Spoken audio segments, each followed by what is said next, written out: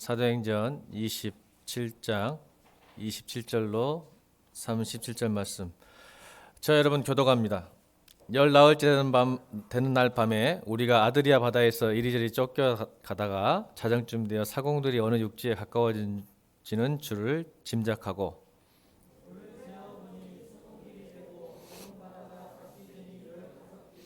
암초에 걸릴까 하여 고물로 탄 넷을 내리고 날이 새기를 고대하니라.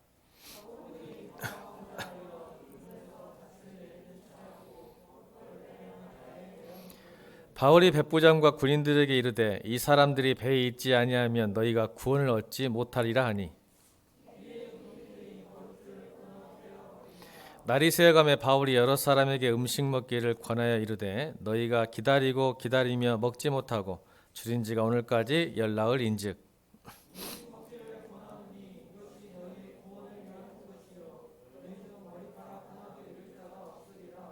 떡을 가져다가 모든 사람 앞에서 하나님께 축사하고 떼어 먹기를 시작하매 다 같이 배에 있는 우리의 수는 전부 276명이더라. 아멘.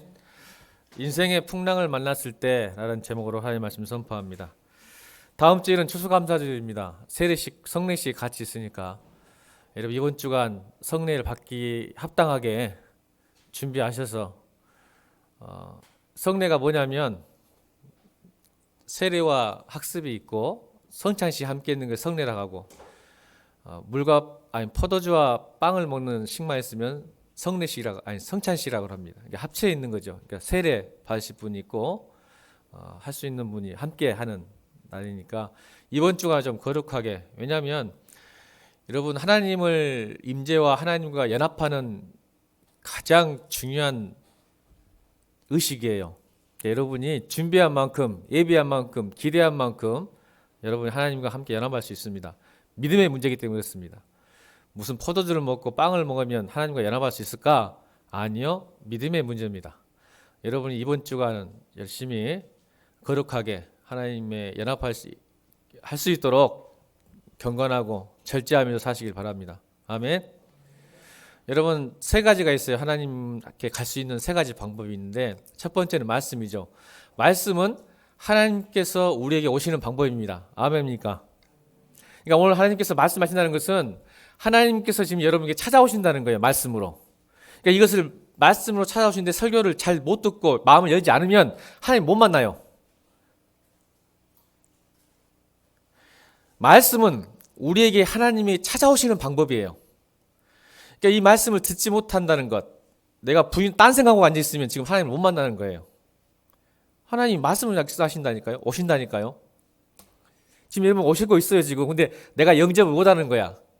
그러니까 하나님은 항상 말씀하시고 나에게 오시는데 내가 못 듣는 거지. 못 만나는 거예요. 자, 그럼 기도는 뭘까요? 기도는 우리가 하나님께 나가는 거예요. 아멘.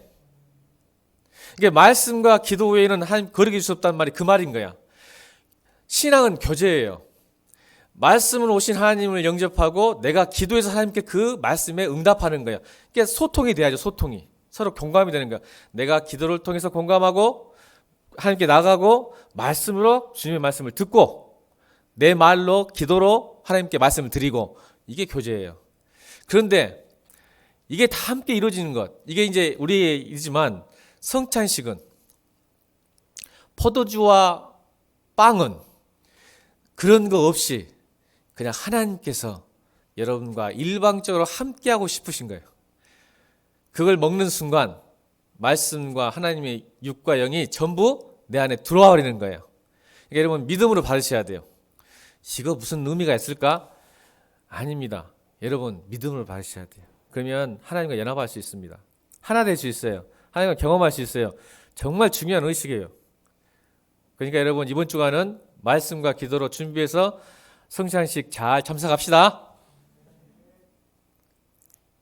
예수 믿는 거 주님과 교제하면서 동행하면서 믿어야죠. 하나님 경험하면서 그냥 기쁨을 누리죠. 아멘. 이번 주가 중요합니다. 날들이 다 중요하지만 준비하는 마음으로 여러분 추수감사주일. 그래서 여러분 예물도 다 준비하세요. 정성껏. 평상시에 와가지고 그냥 주머니 뒤져가지고 내지 말고 미리, 그래서 제가 봉투를 갖다 놓은 거예요. 미리 가져가셔서 기도하면서 감사한 마음으로 예물도 준비하는 거예요. 그게 다 준비요. 마음을 드려야 하니까. 왜? 액수가 중요한 게 아니라 마음을 드려야 하니까. 근데 마음을 왜 못 드리냐면 아무 생각 없이 왔다가 예배 시간이니까 헌금 어디 갔지? 뒤지고 있으면 그게 마음이 있겠어요? 하나님은 마음을 봐시잖아. 하나님은 예물을 취하지 않고 마음을 중심을 보시는 분이니까 예배 준비도 여러분 항상 현금도. 그러니까 토요일 날 늦던 자지 말아야겠잖아. 늦게 자지 말라고. 늦게 자면 무조건 피곤해서 졸게 돼 있어. 사람은 뭐 별거 있고 하는데 몸이 피곤하면 졸게 돼 있지. 집중력도 사라지고. 그러니까 예배를 준비한다. 주님 만날 준비한다. 여러분 알잖아요. 우리 하나님 어디 갔어? 자매 이제 만나면 어떻게 해? 준비해 안 해? 안 해? 막 나가는 거 일어나자마자 일주일 아니라 한 달 전부터 준비하다 너는. 그래 여러분 주님 누군가를 중요한 사람 만나려면 준비하잖아. 그래서 여러분 예배는 마음이에요. 마음. 아멘. 신령과 진정으로 드리는 거니까 제가 여러분 이게 강조하는 것은 웬만하면 제가 광고를 안 하잖아. 정말 안 해요. 여러분 주보 보시고 스스로 주보에 다 나와 있어. 그러니까 스스로 하시되 정말 중요하니까 제가 광고하는 거예요. 이 귀중한 말씀 시간에. 그러니까 이번 주는 열심히 여러분 율법적으로라도 아멘. 그놈의 주둥아이들 뭐 율법 아이고 따라합시다. 모양 없는 능력 없다. 경건의 모양도 경건의 능력도 함께 가는 거다. 씨알도 서지 말고 경건의 모양도 잘하는 그런 한 주가 되시길 바랍니다.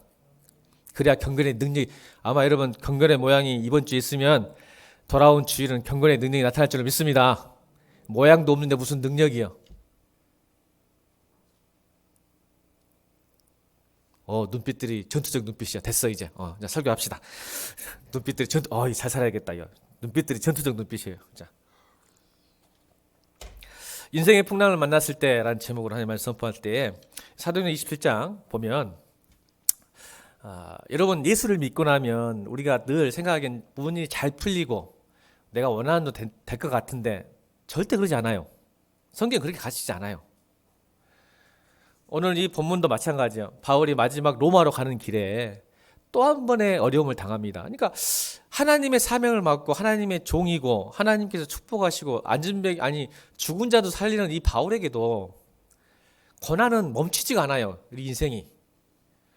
좀 이제 로마로 가는 마지막 배거든요. 이게 북부 이집트 이 배 이름이 뭐냐면 알렉산드리아예요. 그러니까 여러분 이걸 통해서 알 수 있는 것은 북부 이집트의 알렉산드리아라는 지역에서 로마로 가는 사실은 곡물 운반선이에요.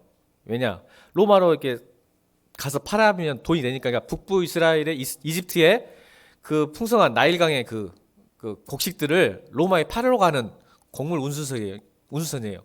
그러니까 이 배를 통해서 바울을 태워서 로마 데리고 와서 재판을 받고 결국 이제 바울은 스스로 이제 그 로마에서 죽은 줄 알고 있어요. 이미 빌립보서에서도 내가 전제로 들어질 것이라고 이미 예언했으니까 본인이 내가 로마 가면 죽을 수 있겠다라는 사실 이미 알고 있었어요. 그런데 그 길에 하나님이 마지막 가는 길에 좀 편하게 했으면 좋을 텐데 마지막 가는 길까지도 참 힘들게 로마로 보내시는 모습이 오늘 사도행전 27장이에요. 근데 거기에 놀라운 숨어진 하나님의 섭리와 경륜이 숨어져 있는 거예요. 그거 우리가 살펴보기 원하는 거죠. 그래서 27장에 보면 유로굴라라는 단어가 나오는데 유로굴라라는 단어 자체가 북동풍이라는 단어예요. 북동풍. 무슨 뜻이냐면 이 크레타섬이라고 지도에 보면 나와요. 지도에 보면 이 아드리아 해안 지금 아드리아 그 해가 있어요. 여러분 지도 보면 그 크레타 섬에 오면 아리아 산맥이라고 있어요. 그 아리아 산맥의 최고봉이 2,456m 정도 되고 엄청 큰 산이죠. 그 산이 너무 높아서 많은 그 로마나 헬라인들은 아마 제우스 신이 거기서 탄생했을 것이랄 정도로 웅장하고 큰 산입니다. 아리아 산이. 그 산맥에서 기류가 부딪혀서 광풍이 일어나요. 그게 유리굴라라고 해요. 광풍이 일어나서 바닷가로 나옵니다. 양쪽에서 바람이 불었을 때 이게 부딪혀서 엄청난 광풍이 내려서 아드리아 해변으로 내려오니까 아드리아 해변에 있는 배들이 많이 파손되고 자초해요. 그런 상황이에요. 그런데 이것을 누가 알았을까요? 바울은 알고 있었어요. 자, 오늘 27장 9절 한번 읽겠습니다. 27장 9절. 27장 9절 읽겠습니다. 시작.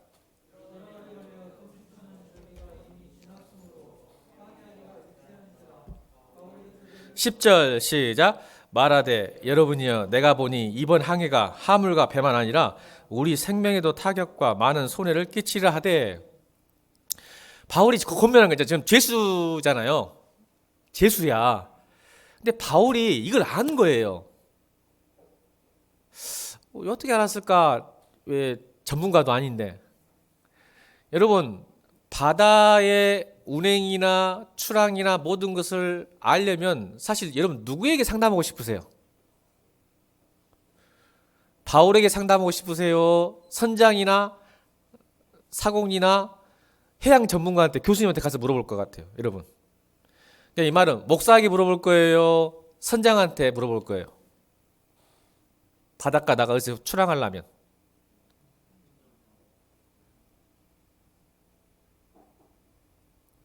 여러분 선장한테 가야죠. 아픈데 목사님한테 못 들어와 병원 가야지. 근데 바울이 이걸 알았단 말이에요. 근데 그들의 반응 보세요. 자, 11절입니다. 11절 시작. 그렇죠. 여러분이나 나나 똑같네요. 여러분 인생에 문제가 생기면 여러분 반드시 전문가나 여러분 상담감 찾지 목사 안 찾아요. 목사가 뭘 한다고? 내가 시험 보는데 뭘 한다고? 내 직장에 대해서 목사님이 뭘 한다고? 세상에 대해서 뭘 한다고? 조금 알아요. 제가 세상 살아봐서 다행히 바로 목회를 안 해가지고. 여러분 마음도 이해하고 어느 정도 알거든요.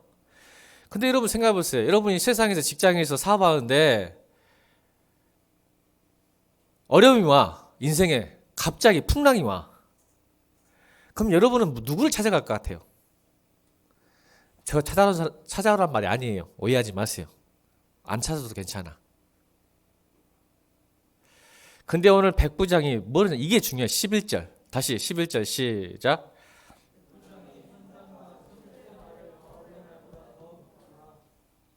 그래서 어떻게 했어요? 출항을 해버렸지. 그러니까 여러분 이 인생의 풍랑이 이 배의 자초와 파손은 인재예요, 천재예요? 오늘 사도행전 27장은 인생의 풍랑, 인생의 문제가 인재일까요, 천재일까요? 말 안 할 거예요? 인재죠, 인재. 하나님께서 자유를 주셨는데 그 자유를 잘못 사용해서 여러분 인생에 문제가 생기기 시작한 거예요. 만약 바울의 말을 믿고 안 갔었더라면 여러분 오늘 27장의 어려움을 당하지 않았죠. 그래서 또 12절에 뭐라 그래요? 바울의 말을 믿지 않으니까 12절 시작.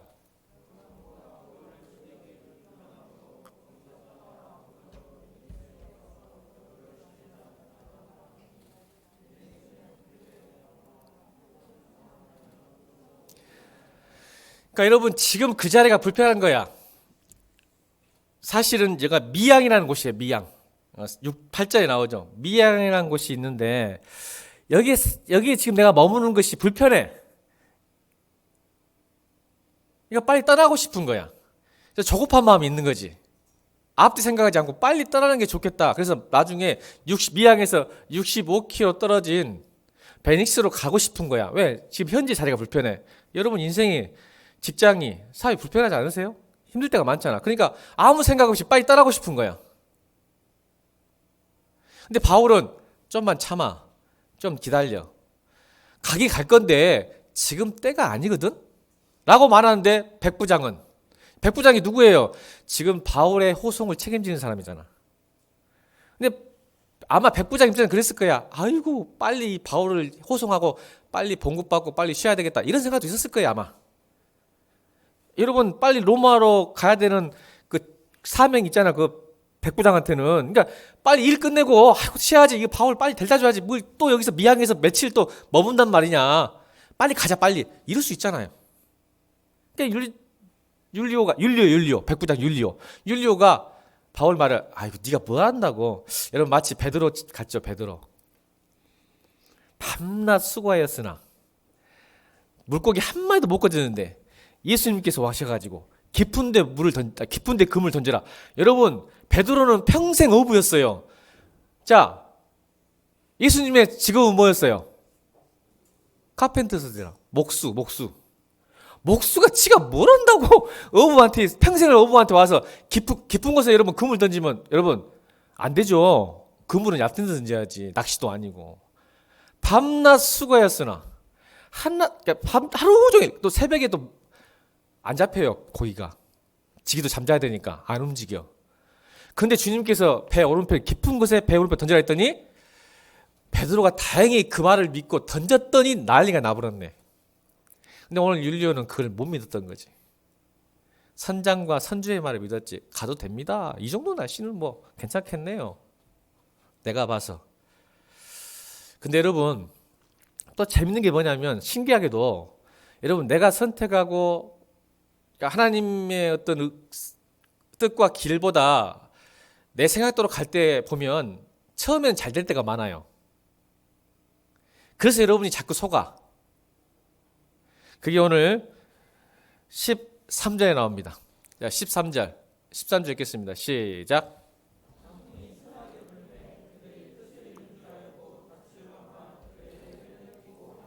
보세요. 자기들이 선택한 결과, 내가 원하는 결과대로 갔는데 처음에는 남풍이 순항에 불매 그들의 뜻을 이룬 줄 알고, 야 봐라 바울아 뭐 무슨 소리냐, 잘 가고 있잖아. 그런데 얼마 되지 않아 14절 읽습니다. 시작. 얼마 안 돼요. 여러분 우리 인생이 이래요. 처음에는 자기가 원하고 선택할 때 잘 가는 것처럼 보이는데 얼마 안 돼요. 갑자기 인생에 풍랑이 몰아칠 때가 있어요. 근데 여러분 분명히 말해요. 사도행전 27장은 천재가 아니고 인재입니다. 근데 가끔 우리에게 하나님께 원망을 해요. 하나님 저 기도했잖아요. 하나님 나 했잖아요. 근데 왜 이렇게 나 힘들게 하십니까?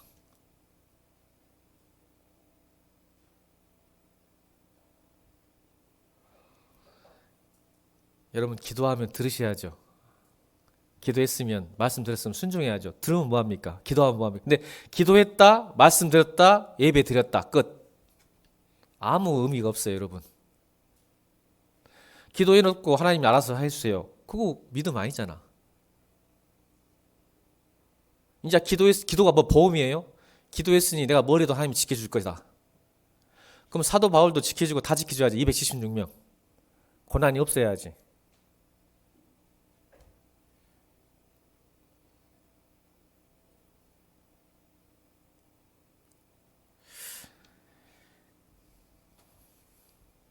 여러분 인재건 천재건 저는 오늘 여러분에게 인재를 말하고 싶은 것도 아니고 천재를 말하고 싶지 않아요.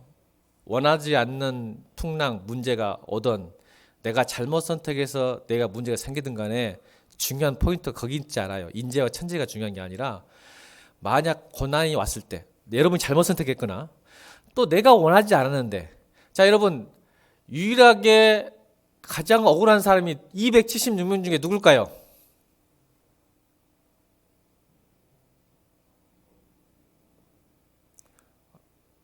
말씀 듣고 있는 거 276명에서 가장 억울한 사람, 인재가 아닌 사람, 바울 한 사람. 가지 말자고 했는데 자유범이었으면 안 갔을 것인데 이게 율리오가 데리고 가면 무조건 가야잖아. 자 이게 우리 또 크리스찬이야. 아멘. 그러니까 내가 잘못하지 않았어도 세상이 그런 시스템으로 움직이다 보면, 아멘. 그러니까 제가 인재니 천재니 중요하지 않다는 게 그 말이야. 바울은 알고 있었어. 이렇게 하면 안 된다는 것을. 그런데도 세상에 매여 있으니까 율리오가 하자는 대로 가다 보니 바울에게는 천재지변. 아이고, 가면 안 되네. 그래도 갈 수밖에 없는 인생. 우리의 인생이에요, 여러분. 내가 차라리 잘못 선택해가지고 문제 생기면 그나마 좀 아이고 하면 좋은데, 내가 원하지도 않은데 자꾸 힘들게 해, 내 인생이. 누구 때문일 수도 있고 세상 때문일 수도 있고. 그랬을 때 우리의 반응, 제가 오늘 그걸 설교하려고 그래요. 인재든 천재든 중요한 게 아니야. 인생은 항상 풍랑이 기다리고 있어. 얼마 안 돼. 순풍을 달고 남풍을 메고 열심히 갈고 잘 되고 있는 순간에도 갑자기 이루골로 같은 광풍이 내게 쳐올 때, 여러분, 고난이 중요한 게 아니야. 아멘? 여러분, 우리 욥기서를 보고 있잖아. 욥기서의 중요한 포인트가 뭐라겠어? 왜를 묻지 마. 절대 왜 못 찾아. 왜 내 인생에 이렇게 어려움이 있을까? 풍랑이 있을까? 왜는 하나님께 기도해봐. 절대로 말씀 안 해주셔. 그냥 우리가 어떻게 하라고? 욥기서를 볼 때 왜 내가 이 어려움 당합니까가 아니라, 그러면 이 어려움이 내게 왔으니, 무슨 뜻이에요? 내가 원하든 원치 않든 이게 왔으니 내가 이 고난 앞에서, 풍랑 앞에서 어떻게 살아갈 것인가 더 포인트예요. 그게 더 중요해요, 여러분.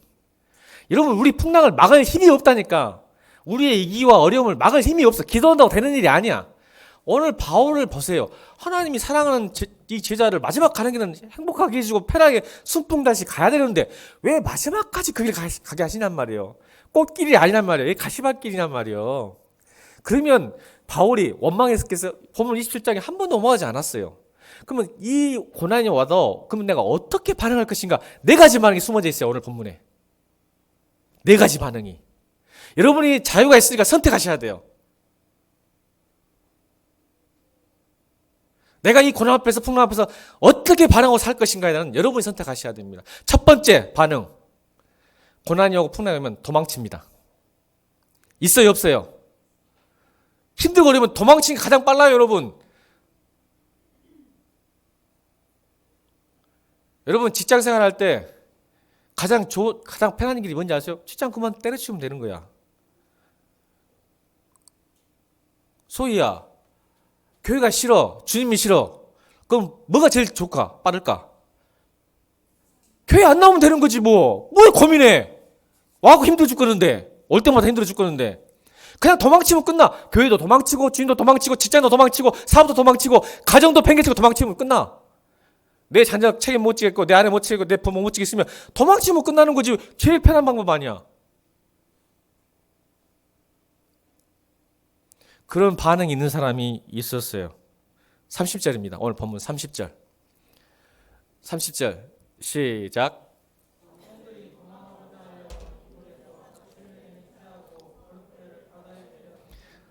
여러분, 지금 풍랑이 왔어요. 이걸 몰라. 광풍이 왔을 때 그 276명 중에 네 가지 반응이 나타난다니까. 첫 번째는 상우 같은 사람, 도망치고 싶어. 맞아, 여러분. 진짜 힘들면, 저도 직장에서 해보니까 정말 도망치고 싶어. 못 해먹겠어. 진짜 힘들었어. 일이 힘든 게 아니고 사람 때문에. 네 명의 지점장을 만나는데 하나 잘못 만나가지고 내가 진짜 근데 보세요, 어떻게 한가? 사공들이 도망하고자 하여 이물에서 다스릴. 이물이 뭐냐면 선두. 그러니까 뱃머리. 아유, 죄송합니다. 뱃물이 아니라 뒷머리, 배. 그래서 거룻배가 뭐냐면 구명정. 그러니까 구명정을, 그러니까 닷을 네 개나. 그러니까 바람이 부니까 안 흔들려야 하잖아. 넘어지고 암초에 걸리니까. 그래서 뒷머리에다가 닷을 4개 내놓고 거룻배, 구명정을 딱 내리는 이유가 뭐였어? 도망치려고. 여러분, 사공은 도망치면 안 돼요. 그래서 봉급받은 사람인데, 살해받은 사람인데. 여러분, 타이타닉 봤죠? 승객을 먼저 거룻배에 실어서 보내야지 사공이 먼저 도망치려고 하면 큰일 납니다. 이건 잘못된 거죠. 선장은 마지막까지 배를 지키는 사람이에요. 그래서 선장이야. 근데 사공들이 알아. 왜? 승객보다 더 잘 알아. 왜? 바다를 잘 알잖아. 그러니까 상황을 딱 보니까, 야, 이 상황은 죽을 판이다. 그러니까 거룻배는 한정이 있을 거야. 구명조끼나 구명배가. 그래서 내가 먼저 도망쳐 살겠다. 바람이 더 불기 전에. 이게 현실파기 빠른 사람들. 여러분, 크리스찬은 이렇게 사는 거 아니에요.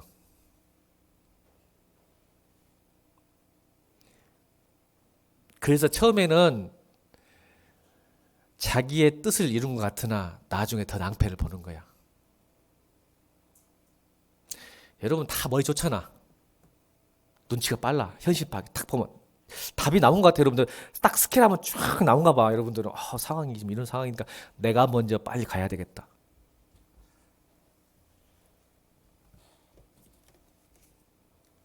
근데 여러분,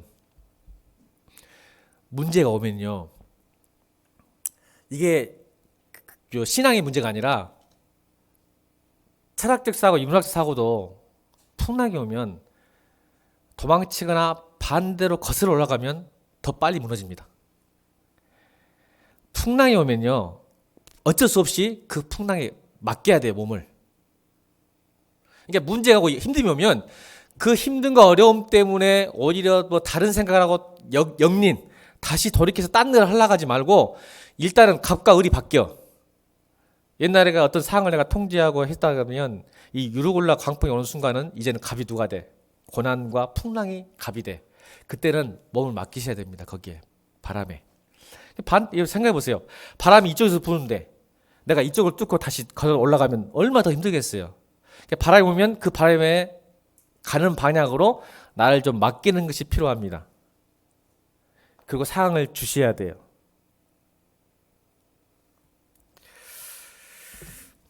사실 인생에서 가장 힘든 것이 자기 인생의 주도권을 갖지 못할 때입니다. 내 마음도 안 될 때가 가장 힘들어요, 사람은. 그런데 이런 풍랑 고난하면 먼저는 일단은 끌려가세요. 괜찮아요. 끌려가세요. 그러나 포기하지 마세요. 도망치지 마세요. 끌려간다고 포기하는 건 아니에요. 바람이 부는 대로 내가 움직여주는 게 좋아. 근데 그래서 포기해보지 말란 말이야. 그냥 가보세요. 그 가다 보면 또 길이 보여요. 여러분, 어떤 물건이 바닥에 떨어졌다가 다시 올라오게 하려면 스프링 딱 올라오면, 여러분 축구공이나 농구공 같은 경우는 바닥에 치면 딱 올라오죠. 이게 이제, 근데 여러분, 우리가 인생이 바닥에 떨어졌다고 생각할 때 도망치지 말고, 여러분 두 가지가 필요해요. 바닥을 치는 인생에서, 바닥까지 떨어진 인생에서 바닥을 치고 올라올 수 있는 이 반등의 효과는 두 가지가 필요해요. 그러니까 대부분 고난과 풍랑은 바닥에 떨어진 인생이죠. 내가 주도권을 갖지 못하는 인생이니까. 그럴 때 여러분 그래서 벗어날 수 있는 방법, 도망치지 말고 두 가지가 필요해요. 하나는 뭐가 필요할까? 공처럼 탄력이 먼저 있어야 돼. 여러분 제가 이거 지금 종이잖아요. 한 번도 안 치죠. 제가 원래는 잘 쳐야 되는데 시작할 때 이렇게 안 치는데, 이걸 바닥에 떨치면 이게 바닥을 치고 올라올까요? 바닥이 깨질까요? 이거 바닥에 떨어지면 깨지죠. 왜요? 탄력이 없으니까. 여러분, 풍랑이 오고 고난이 오면 다행히 하나님께서는 우리 마음에 회복력을 주셨어요. 아멘. 좀만 기다리세요. 그 바람에 맡기고 좀만 버티고 기다려보면 하나님께서 우리에게 마음의 회복력을 주셨어. 여러분, 하나님께서도 자연의 회복력 주셨죠. 자연의 회복력. 인간이 아무리 파괴하고 가지 자르고 해도 자연은 스스로 회복하는 힘이 있는 것처럼 인간은요, 그 어려운 시기를 좀만 잘 버티고 견디고 있으면 자연스럽게 마음이 회복되는 능력이 있어요. 신기하게. 그게 바로 우리의 공이에요. 막 풍랑과 고난이 오면 마치 이게 종처럼 딱딱해가지고 마음이 굳어 있어. 그래서 아무것도 안 보여. 하고 싶지가 않아. 근데 좀만 참고 견디면 회복력이 생깁니다. 좀 더 해볼까? 어째볼까? 근데 그 순간 이렇게 내 마음에 탄력성이 없을 때 결정하면 문제가 생겨. 그러니까 조금 참고 기다려. 그러니까 여러분, 이럴 때 좋은 친구, 좋은 가정, 좋은 교회가 필요한 거예요. 아멘.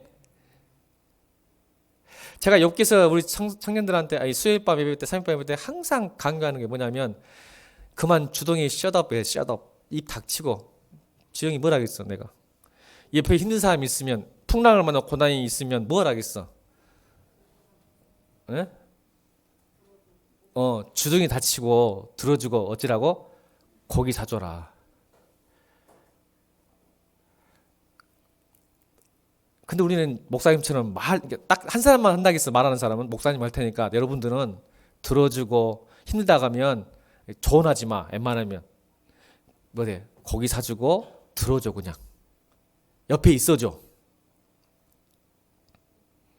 여러분, 마음이 회복이 안 되는 사람이, 힘든 사람은 먹지를 못해요. 좋은 거 사줘야 돼. 아멘. 목사님도 좀 힘들어 보고 싶은데 안 사주더라고. 힘들다게 또. 자, 보세요. 33절 34절. 자, 오늘 본문 33절 34절 보겠습니다. 시작.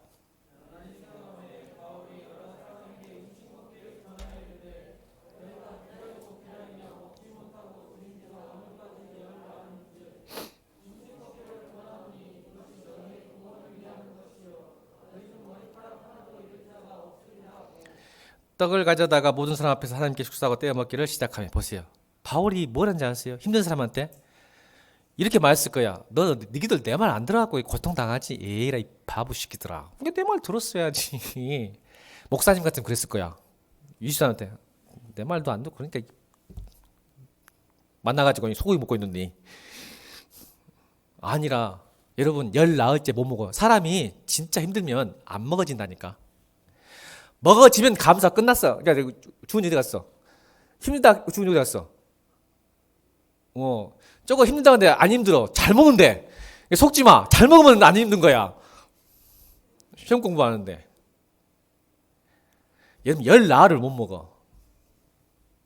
그러니까 여러분, 먹을 수 있게 해줘. 왜? 마음의 회복력은 고기에 있다. 아멘. 고기가 진리예요, 요즘은. 아니야. 먹을 수 있게만 해줘도 여러분 충분히 여러분 도와주는 거예요.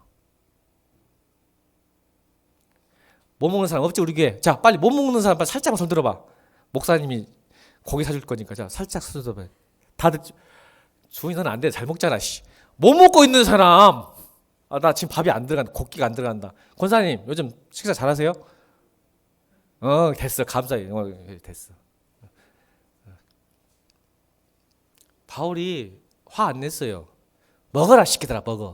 먹어라. 괜찮아. 먹어. 자, 옆에 사람 인사합시다. 잘 먹자. 힘들 때는 잘 먹는 거야. 돈 없으면 내가 사줄게. 여긴 좀 힘들어. 자, 돈 없으면 내가 사줄게. 시작. 고백해. 시작. 말 못하고 있어 지금. 말을 서로 못하고 있어. 전재 집사님은 하은이를 보고 말을 못해.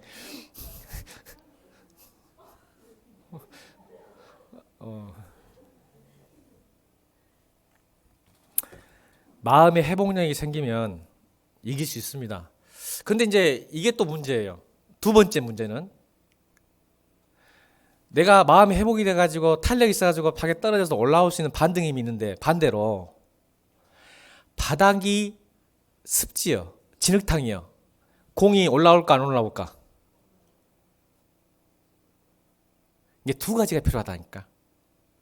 내가 마음만 회복돼서 되는 거. 여러분 인생이 내 마음만 잘해보자 했을 때 되든가요? 안 돼. 두 번째 조건이 뭐냐면 바닥이 견고해야 돼. 그래야 딱딱해야 공이 떨어져도 푹 올라오지. 진흙탕. 공이 진흙탕에 묻혀버리지. 자, 여러분 이 두 가지가 필요한 건 뭐냐면 여러분 잘 생각하세요. 내가 마음이 회복됐는데 내가 고난과 풍랑을 이기지 못한 이유는 여러분의 기초와 여러분의 기반이 돈, 사람, 직장이기 때문에 그래요. 여러분이 아무리 마음이 믿음이 좋고 회복력이 좋아도 바닥이 땅이 치고 올라와야 되는데 여러분이 의지하고 잘하는 게 뭔지 아세요? 돈, 사람, 직장 이런 것이 무너지니까 아무리 여러분이 마음을 회복해서 공같이 됐어도 바닥이 무너졌는데 진흙탕인데 어떻게 뛰어 올라옵니까? 여러분 돈도 사람도 직장도 다 사라집니다. 건강도. 그거 의지하니까 여러분이 치고 올라올 수가 없는 거야. 여러분, 여러분의 가장 견고한 탄탄한 기초가 뭔지 아십니까? 바로 예수 그리스도 하나님이십니다. 그 고백이 있는 성도만이 어떠한 풍랑과 고난 속에서도 다시 일어설 수 있는 힘, 다시 뛰어올 수 있는 힘, 다시 날아올 수 있는 힘이 생기는 거예요. 마음만 있으면 뭐해? 바닥이 다 날아가 있는데, 돈이 날아가 있고, 직장이 날아가 있고, 사업이 날아가고, 자녀가 날아가고, 건강이 다 날아가 있는데, 내가 혼자 잘한다고 하면 치어 오를 수가 없는데, 그걸 의지하고 있었는데. 여러분, 두 가지 필요해요. 마음 먼저 회복하세요. 잘 먹으세요. 힘내세요. 그러나 내가 의지하는 것이 무엇인가를, 그래서 여러분, 고난과 풍랑이 어떻게 보면 여러분과 진짜 고난이 감사할 수 있냐면 여러분이 진짜 의지하고 진짜 믿는 게 무엇인가를 드러내기 때문에 그렇습니다. 그것이 무너지니까 여러분 힘든 거잖아요. 내가 의지한 것이 사라져버리니까. 근데 거기를 의지했는데 그것이 나를 치고 올라오게 할 수는 없거든. 사라져버렸으니. 그러니까 늘 힘들지. 그러니까 여러분, 하나님 다 주세요. 아멘. 다 주신다고요. 다 주신다고요. 그러니까 여러분의 탄탄한 인생의 기반과 기초가 나의 주님, 나의 하나님이라고 고백하시길 바랍니다. 그래야 여러분 다시 뛰어오를 수 있습니다. 두 번째 반응이 있어요. 두 번째 반응이 42절 한번 볼까요? 42절. 자, 고난과 풍랑을 하실 때 두 가지 반응이 있어요. 도망치는 사람도 있었고, 두 번째 반응 42절 시작.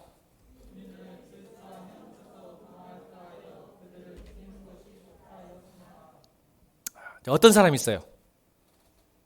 고난이 올 때 자신을 위해서 누군가를 희생하는 사람이 있어요. 여러분, 세상 시스템이요, 희생양 시스템이 아십니까? 희생양 시스템. 자기 욕망을 충족하기 위해서 누군가를 죽여야 하고 희생해야 하는 방식. 맞아 안 맞아? 정신 차립시다. 우리 사랑하는 성도 여러분, 세상 시스템은 희생양 시스템이야. 나의 욕구 충족과 나의 행복을 위해서 누군가가 희생해야 돼. 그게 세상 양식이야. 이거 부인하지 못할걸? 또 조직과 사회를 유지하기 위해서 누군가를 죽여야 되고 희생해야 되는 시스템. 이게 세상 시스템이야. 여러분, 정치인들 봐봐. 자기 잘못을 위해서 꼬리자르기 하잖아. 자기가 살아남기 위해서. 여러분, 직장도 마찬가지야. 자기가 피해 안 보기 위해서 누군가를 희생시키는 사람. 여러분, 기본이야 이거. 기본. 직장 상사들 왜 미워? 공은 지가 다 가져가고 과는 자기 직원들에게 넘기는 사람들. 이게 희생하는 시스템이야. 오늘 고난과 풍랑이면 내가 살기 위해서 누군가를 죽여야 하는 사람들. 로마 군인들. 왜 그랬을까? 보세요. 지금 풍랑이 와서 서로 살기 바빠 죽겠는데 결국 무슨 생각하고 있는 거죠? 결국은 군인들은. 여러분, 제수가 도망가면요, 누가 나중에 죽어? 여러분, 나중에 사도행전에 보면 바울과 실라가 감옥에서 찬양하는 하나님께서 천사가 몸을 여주고 나가니까 그걸 보던 그 군인이 자결을 하려고 하잖아. 자결. 그러니까 바울이 다시 돌아와서 뭐라게, 안 돼, 하지마, 나 여기 있다, 죽으면 안 돼. 왜 자결을 하겠을까? 군인이 자기가 지켜있던 제수가 도망치잖아요. 그 죄값을 자기가 받게 돼. 로마 법이 그래요. 자기가 책임져서 자기가 죽게 생겼으니까 자결을 하려고 그래요. 사도행전에 나옵니다, 여러분. 이게 로마 군인이 생각하는가? 뱃속에는 제수가 있었나 보지. 이게 도망치려고 하니까 먼저 죽여야 자기가 피해를 안 보잖아. 나중에 구조를 당해도. 내가 도망치려니까 죽였으면 정당방위잖아. 근데 놓쳐버리면 자기가 죽어요. 그러니까 고난과 풍랑이 오면 누군가 희생이 필요해. 내가 왜 이렇게 살 수밖에 없었는가? 내가 왜 신앙을 버려야 되는가? 내가 하나님을 왜 불순종해야 되는가를 자꾸 희생을 찾아야 됩니다, 여러분. 그래서 교회 또 누구 자꾸 찾아야 돼. 왜? 자기를 정당화 합리화시켜야 되니까. 내가 살아야 되겠는데 내가 잘못했다고 싶진 않아. 세상이 그래요, 여러분. 여러분, 부부싸움 할 때 정해주잖아요. 잘못한 사람 한 사람도 없잖아. 근데 싸우잖아. 얼마나 말 잘하는지 몰라. 우리 집사람이 제발 주둥이 다쳐라고 그러면 저한테 말을 잘하죠, 내가 말을. 여러분, 하나님께서는 어떤 분이 그러더라고. 어떤 책에서 읽었는데 신은 인간의 마음에 두 개의 우물을 줬답니다. 하나는 선한 우물, 하나는 악한 우물. 여러분, 우물은 뭐예요? 퍼내면 낼수록 물이 더 나오는 거잖아요. 근데 우리가 신은 악한 우물과 선한 우물을 줘가지고 마지막에 자유주의를 주셨대요. 결국 하나님 이야기하는 거죠. 책에서 그렇게 이야기했는데. 그런데 그 자유주의 가지고 선한 우물을 푸든지 악한 우물을 푸든지는 누구한테 달려있다고요? 신은 그렇게 만들어줬는데 우리의 우리. 그런데 놀랍게도 그 선한 우물을 푸든지 악한 우물을 푸든지 간에 가장 큰 혜택과 피해는 누가 받는지 아세요? 자기 자신이에요.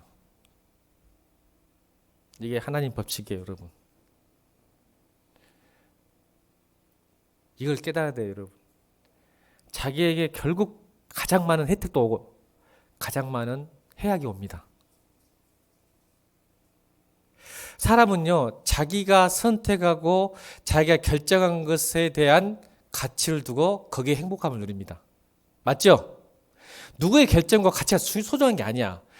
내 자유를 가지고 내가 어떤 선택해서 어떤 가치를 가지고 그것 때문에 행복한 거지. 그러니까 여러분, 뭔 말이에요? 내가 어떤 선택을 할 것인가는 여러분께 달려있다는 거죠. 하나님께 달린 게 아니라니까요. 하나님은 절대 강요하는 법이 없어요. 그럼 여러분, 지금 내가 행복하지 못한다는 것은, 내가 자꾸 불안하다는 것은 내가 어떤 나의 선택 때문이라는 것을 한번 생각해 보셔야 돼요, 여러분이. 근데 하나님, 나 기도했더니 왜 나한테 이러세요라고 하지 마세요. 가장 큰 피해는 여러분이 당하고 있는 거예요, 사실은.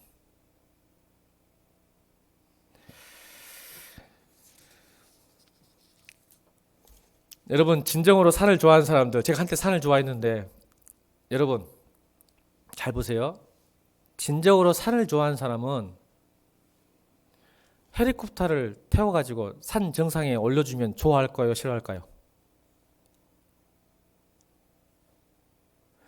대답 안 하고 작정을 했지, 우리 교회는. 이렇게 쉬운 문제도. 산악인이야, 그래, 산악인. 산을 좋아해. 근데 냅다 산을 좋아한다고 누가 하고 헬리콥터 태워가지고 산 정상에 딱 올려놔. 그 산악인이 기분 좋을까 안 좋을까? 안 해. 그럼 낚시 좋아하는 사람은? 전 낚시 좋아하는 사람인데 우리 이모부가 낚시 엄청 좋아해. 낚시 좋아하는 사람한테 낚시의 묘미, 내가 이모한테 이숙 낚시를 왜 이렇게 좋아해요? 지금은 돌아가셨지만 왜 좋아했더니 와, 두 가지 돼. 하나는 기다림의 미학이 있대. 와, 모르겠어. 나도 해봤어. 미쳐버렸더만. 나 그거 싫어서 못해. 못 기다려. 차라리 가서 횟집 가서 먹어보자. 근데 기다림이 미학이 있다는 거예요. 그리고 두 번째는 손맛이 있다는 거예요. 손맛이 팍 떠는 거. 나 그걸 다 못 느껴서 지금도 하고 싶지 않은데. 근데 이숙한테 가서 낚시할 때 기다림이 미학 있는 사람한테 가서 그만하고 가서 회 아주 신선한 제일 비싼 다금바리 딱 회차고 갖다 주면 좋아하실까 안 좋아하실까? 안 좋아하지. 고기 먹으려고 낚시해 간대. 사랑하는 성도 여러분, 제가 뭘 내고 이해할까요? 산악인은요, 산을 오르는 과정에서 행복을 느낍니다. 낚시하는 사람도 그 기다림을 통해서 행복과 기쁨을 누립니다. 하나님! 나에게 이 권한과 풍랑을 주십니까? 그냥 몽땅 다 알아서 하나님이 좀 알아서 좀 좋은 걸로 확 줘버려야지. 그럼 여러분 행복할까요? 아니다니까요. 그래서 자유를 주셨다고. 아멘. 진짜 여러분이 가만히 있고 막 좋은 것만 막 줘버리면 정말 기쁠 것 같아요? 아니라는 것을 우리 주님이 아신다니까요. 이 말을 모릅니까? 지금 못 아이고 진짜 이거 청년들 이쪽은 조금 느낀 거고 이쪽은 좀 못 느낀 거지. 한 번 더 할까? 왜 자유를 주셨다고요? 내가 선택한 것 때문에 내가 행복하다니까. 사람은 누가 선택해주고 하나님이 선택해주던 목사님 선택 별로 의미 없어. 내가 선택해서 내가 어떻게 하든 간에 내가 선택해서 그렇게 살아가는 것이 나에게 행복이야. 맞죠? 근데 하나님이 여러분 기도했다고 내가 선택도 안 한 것을 뭐 다 갖다 줘버려 그냥. 행복 안 해요 여러분. 근데 여러분 그걸 바래. 그것이 문제라고. 여러분 좀 힘들지만 산을 좋아한다면 산을 올라가야죠. 낚시를 좋아하면 기다려야죠. 이게 우리 자유입니다. 자, 여러분 사랑하는 성도 여러분, 하나님 여러분 보호하시고 지켜주실 거예요. 누구 희생하지 마세요. 죽이지 말고 하나님이 도우시면 기다리시길 바랍니다. 오히려 그래서 하나님도 피해자야.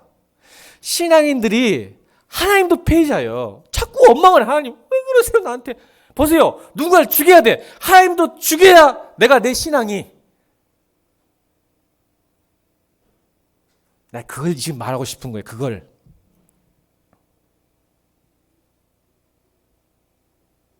내가 정당화가 되니까.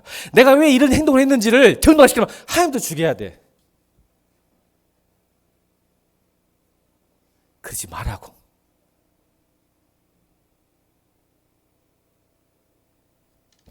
세 번째 11절 있습니다. 11절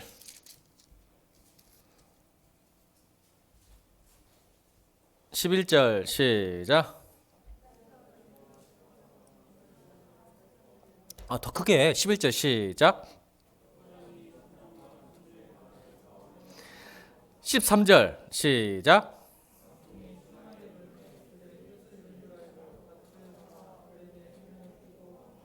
아멘. 자, 이게 지금 누구예요? 누구? 율리오 백부장이 어떻게 변했는지 봅시다. 31절 31절 시작.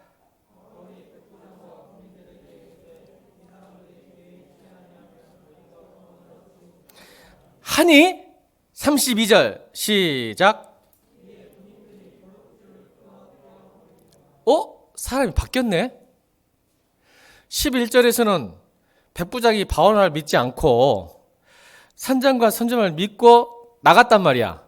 근데 고난과 풍랑이 왔더니 배 안에서는 오늘 31절에 바울이 또 말해. 백부장아, 지금 저거 말려라. 저 배에 이 많은 사람들이 배에 있지 않으면 우리가 구원 못 받으니까 빨리 거룩주를, 그러니까 구명정을 떠나 보내버려라. 못 나가게. 그 말을 들어 안 들어 백부장이? 또 이야기 안 할 거예요. 이렇게 쉬운데. 말을 들어 안 들어 바울 말을. 세 번째가 나타나네. 사람은 고난과 풍랑 속에 변화되는구나. 아멘. 변화되는 사람이 있구나.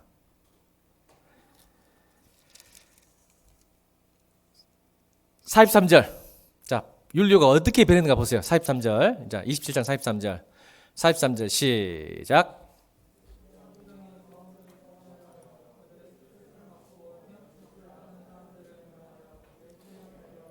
우와, 백부장이 바뀌었어요. 박수 한번 쳐요. 너무 좋아요. 고난 속에서 바뀌네, 사람이. 세 번째 반응은, 야, 변하는구나. 그래서 여러분, 고난이 축복이고 고난이 은혜라는 말이 여기서 나오는 거예요. 율리오가 바뀌었어요. 백부장이 바울을 구원하기 위해서 구원을 하려 그대의 뜻을 막고 헤엄칠 줄 아는 사람을 명하여 물에 뛰어내려 먼저 죽자다요. 왜? 군인이 죽이라니까. 죽이면 누구 죽여야 돼? 예수도 죽여야 되니까. 바울도 죽잖아. 그러니까 누가 말린 거예요? 백부장이. 누구 때문에? 사실 딱 성경이 얘기하잖아. 군인들이 자기 부하들이 예수를 다 죽이라고 할 때 말린 이유가 뭐예요? 바울 때문이요. 변화하는구나. 자, 풍랑이 와도 잘 삽시다. 아멘. 어떻게 사는 게 중요해. 왜가 중요한 게 아니야.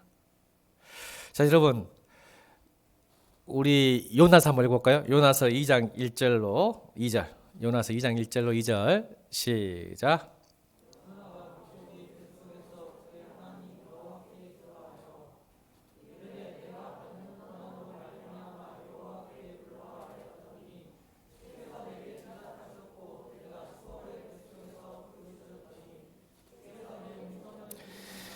지금 이 요나가 고래 뱃속에서 하는 내용입니다. 2장은.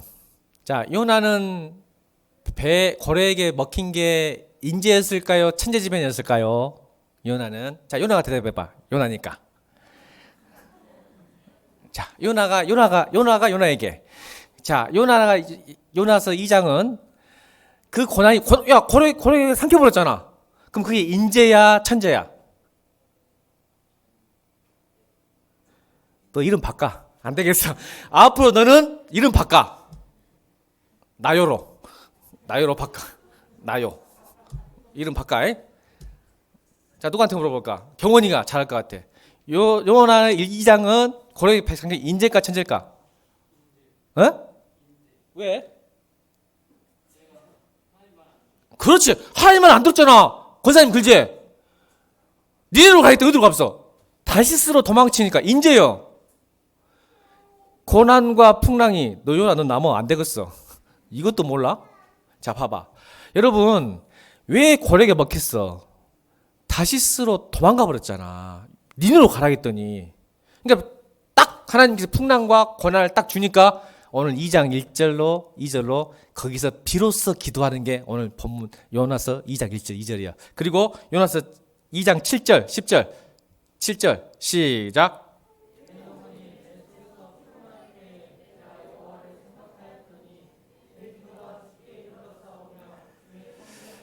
여러분 고난이 좀 오면 그때서 기도하지. 옆에 사람 좀 봐봐. 너 평생이 좋을 때는 기도 안 하지. 자, 너 좋을 때 기도 안 하지?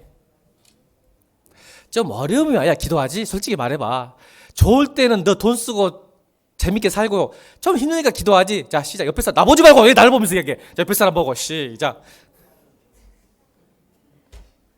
요나가요 하나님께 반항했어. 내가 왜 니네로 갑니까? 나 못 가요. 근데 이제 풍랑이 오고 고난에 잡히니까 그때서 기도해. 아이고 하나님, 아이고 하나님. 보세요, 변화되잖아, 변화. 아이고 하나님 잘못했습니다. 내가 갔어야 했는데. 그랬더니 그 기도를 들으시고 요나서 2장 10절 10절 시작.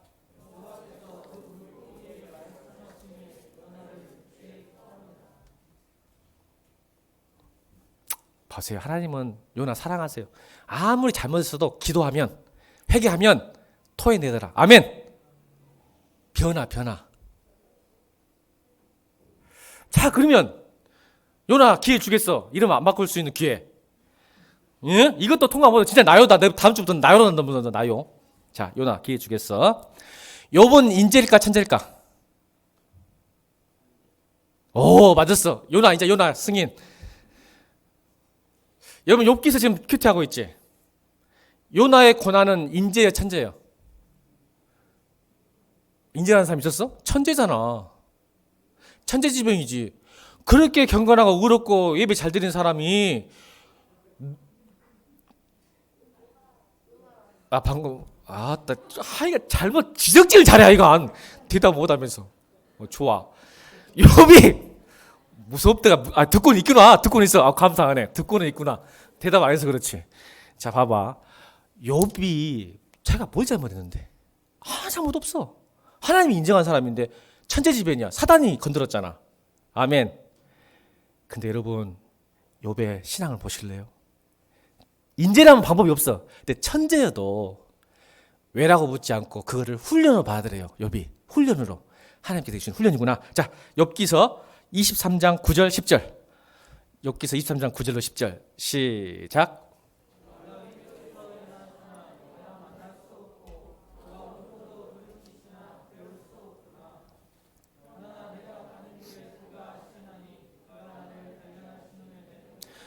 이거예요. 보세요. 그 고난을 훈련을 받는 거야. 내가 왼쪽에 일하시나 그러니까 굿중에 찾았어. 하나님이 내가 왜 이런 고난을, 욥도 질문을 많이 해요. 내가 왜 이런 고난을 받아야 합니까? 그래서 왼쪽 갔더니 안 계시고 오른쪽 갔더니 안 계시고 배울 수가 없구나. 내가 왜 무슨 죄 때문에 내가 이런 거 당하냐? 좀 가르쳐줘 했더니 없어. 왼쪽에 가도 없고 오른쪽 펜슬 다 써봤어. 40일 금식기도 같이 해봤어. 안다. 그게 뵐 수가 없구나. 그랬더니 자, 고백, 신앙 고백. 자, 바운드, 땅바닥. 마음의 회복력이 있으나 내 기초가 다르면 튀어오르지 못해. 믿음이 있으나 내 믿음의 기초가 재산이거나 경제나 쾌락이라면 여러분 믿음으로 나을 수가 없어. 그가 뭐라고 선포합니까? 다시 읽읍시다. 10절. 그게 유명한 23장 10절이에요. 고백하는 거예요. 나는 모르지만 시작.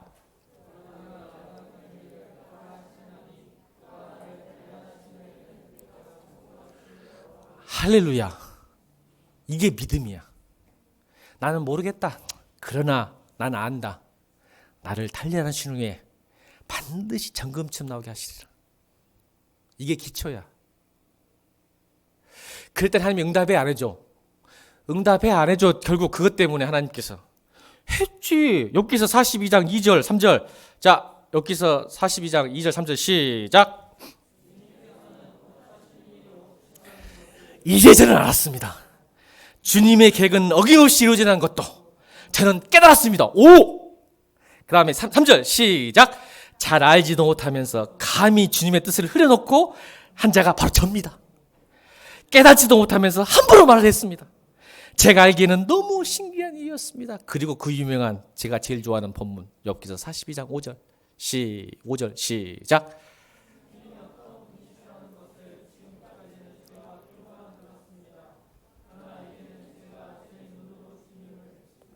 보지 못한다고 23장에 딱 했는데 42장에 주님을 봅니다. 훈련이었어요. 할렐루야.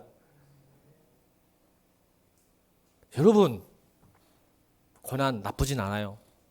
잘 견디고 가십시오. 하나님 반드시 악도 선으로 바꿀 줄로 믿습니다. 네 번째 오음에 어쩔까? 합시다. 네 번째 34절입니다. 34절 우리 아까 읽었던 거예요. 34절 35절 다시 읽습니다. 34절 35절 시작.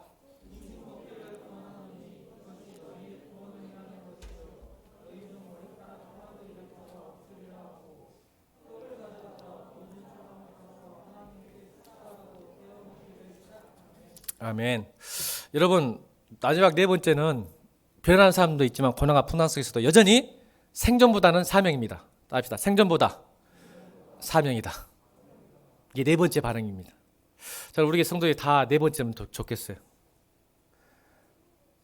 여러분 27장 10절 18절 보세요. 18절 20절. 우리가 풍랑으로 심히 애쓰다가 이튿날 사공들의 짐을 바다에 풀어. 여러분 살기 위해서 짐을 풉니다. 짐을 말하면 캐리어. 여러분 여행 갈 때 캐리어를 몽땅 버려. 왜? 배를 가볍게 해야 되니까. 살려고. 생존하려면 배가 내 짐을 버려야 돼요. 그러니까 여러분 짐을 좀 버리셔야 돼요. 여러분 사명으로 살려면.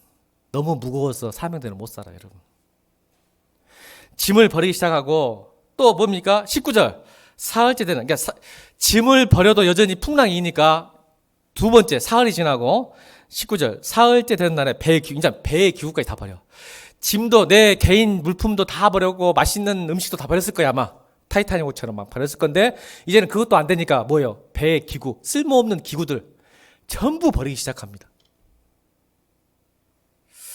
여러분 바닷가에서 살려면 짐이 필요할까요?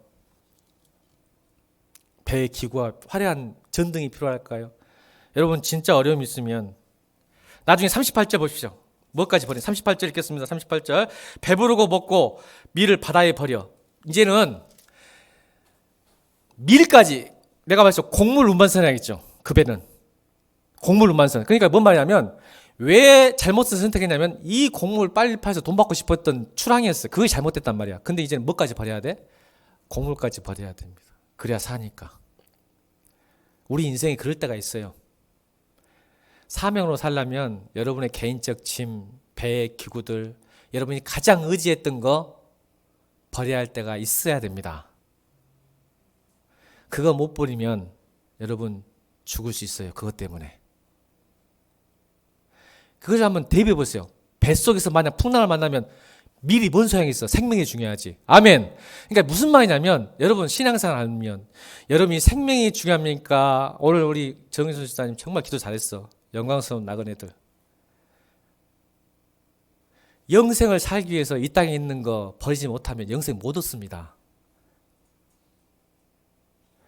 영생을 안다면 이 밀이 여러분 그 광풍 속에서 밀이 중요하겠어요. 여러분 살아야지.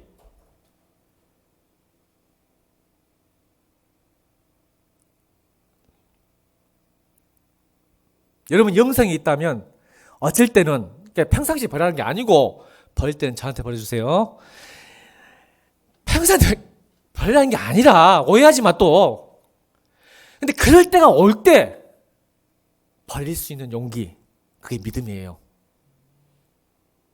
그래야 사니까.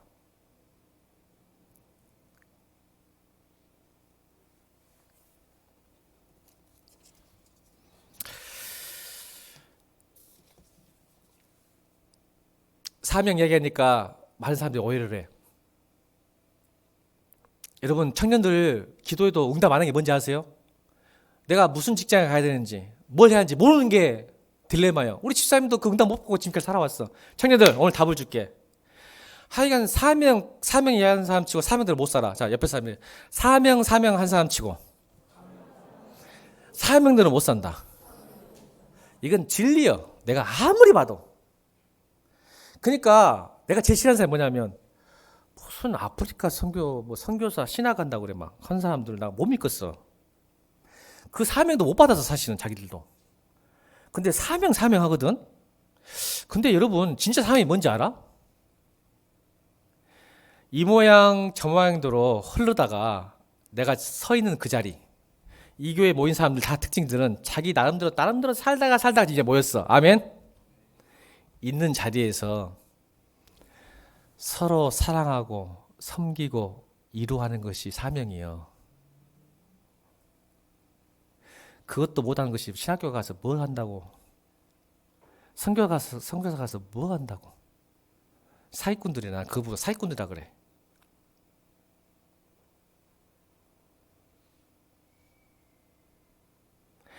그렇게 살고 있으면 하나님이 사명을 볼 때도 있고 들을 때가 있습니다.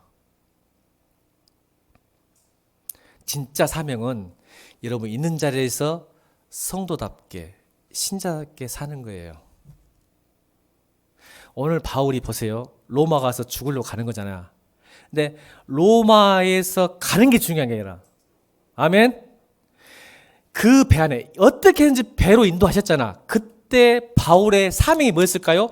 276명 살리는 거야. 지금 알렉산드리아 호에 있는 그 사람을 살리는 게 사명이에요. 아멘. 로마에서 세계복음화에서 사는 게 그게 사명이 아니라, 지금 유라굴라 광폭에서 만난 그 275명, 6명이 아니라 자기 빼고 275명 살리는 게 사명이었어. 그러면 이 교회에 왔어요, 여러분이. 누구를 살려야 돼? 누구를 위로하고 누구를 먹여야 돼? 밥 먹여 제발. 밥을 먹이고 위로하고 곁에 쓰고 들어주고, 누구를 살려야 되겠어? 이 자리에 왔으면, 일교회 왔으면. 로마는 나중에 일이요. 이게 사명이야. 그리고는 뭐라 그런지 알아? 주님, 나 이 시장 주면, 이거 주면 할게요. 아휴.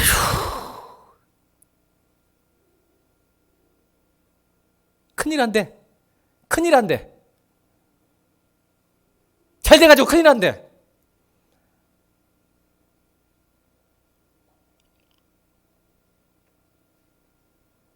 저는 우리 그렇게 살지 맙시다.